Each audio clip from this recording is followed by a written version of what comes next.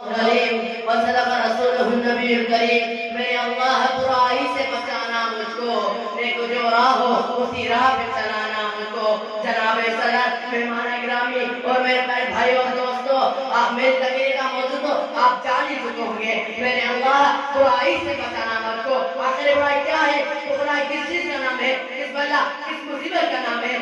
مومن کے ہی بھی صفت ہے جب وہ نیکی کا کام کرتا ہے تو اسے خوشی پہنچتی ہے جب وہ برائی کا کام کرتا ہے افسوس ہوتی ہے فکر ہوتی ہے میرے پیارے بھائی اور دوستو برائی کئی چیزوں کا نام ہے جو ہمارے محلے میں ارد گرد پھیلی ہوئی ہے چغلی غیبت دھوکہ مذاق مجھور چرانا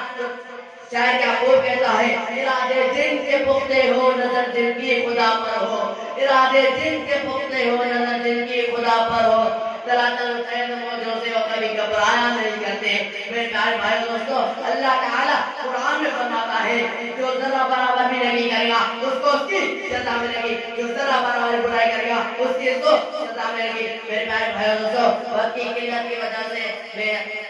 تقریر اپنے شہر میں ختم کروں گا گناہوں کی عادت چھڑا میرے مولا گناہوں کی عادت چھڑا میرے مولا مجھے نیک انسان بنا میرے مولا جزاکم اللہ خیرا